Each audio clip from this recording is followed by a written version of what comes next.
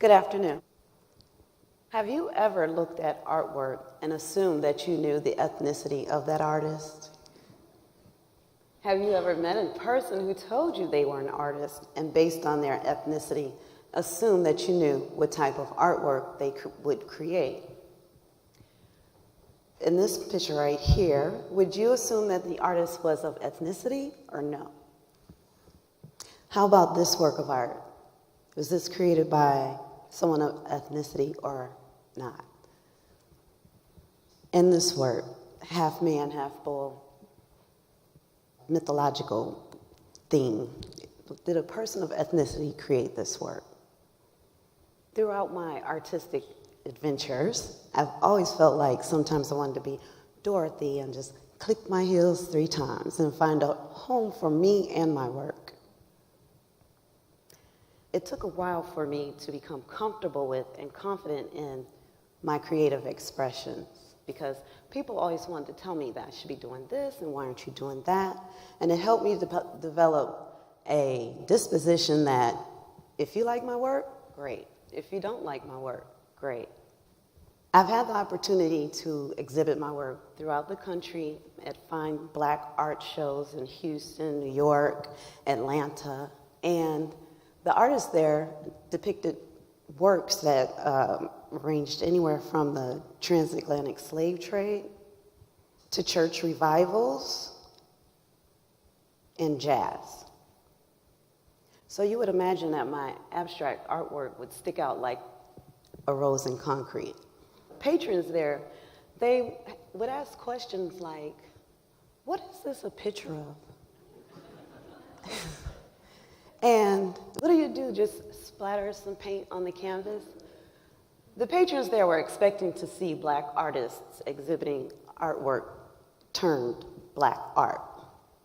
On the other hand, when I would exhibit at mainstream galleries, the questions were more about the artist connected to the work.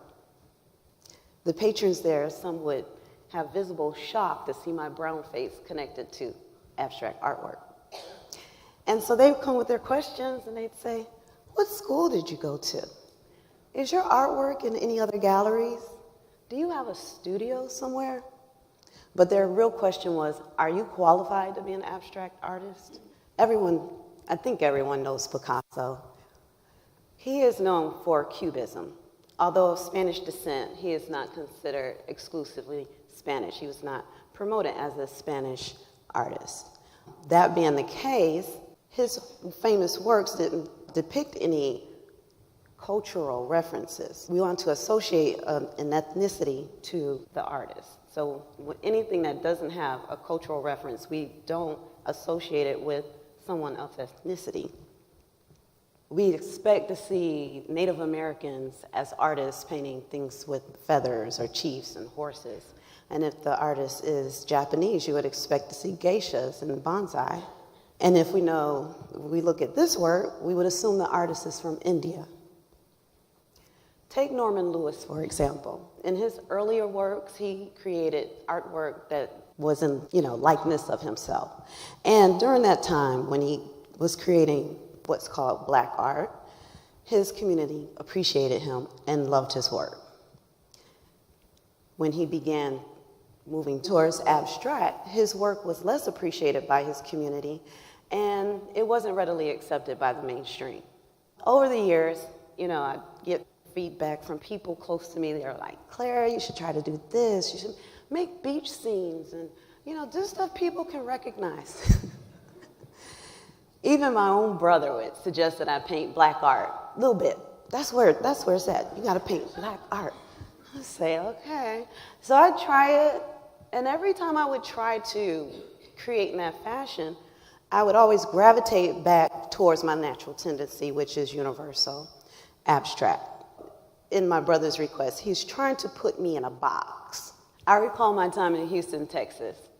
The gallery sent out a call for art depicting race. And upon our initial conversation, he says, Clara, how are you going to create art depicting race when you're an abstract painter? I had to admit that was a fair question. I says, well, let me worry about that. May I be in the show?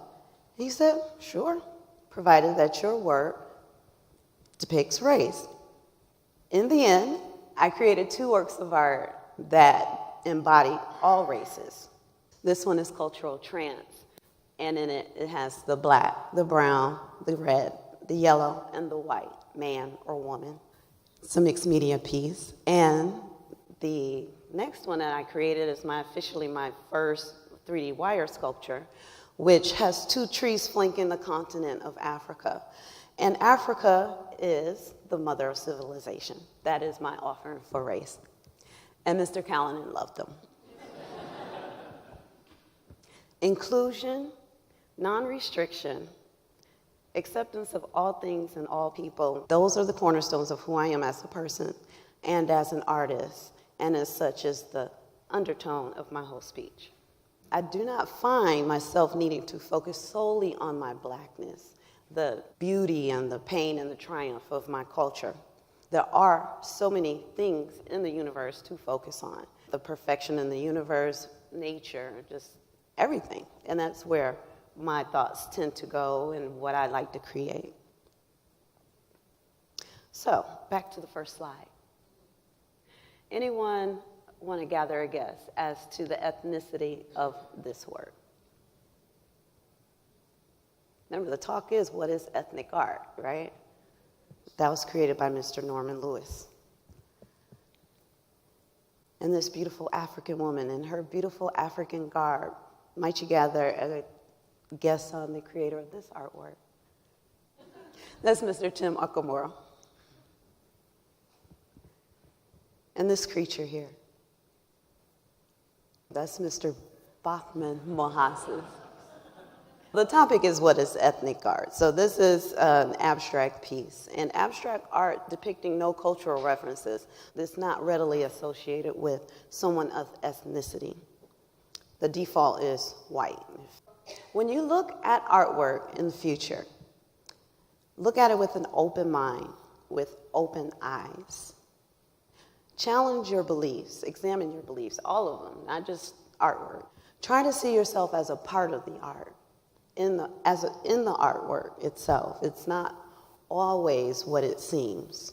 There's no culture that has a capstone on anything and view art without assumptions.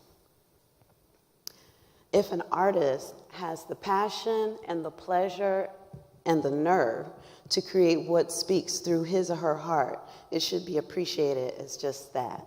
Thank you.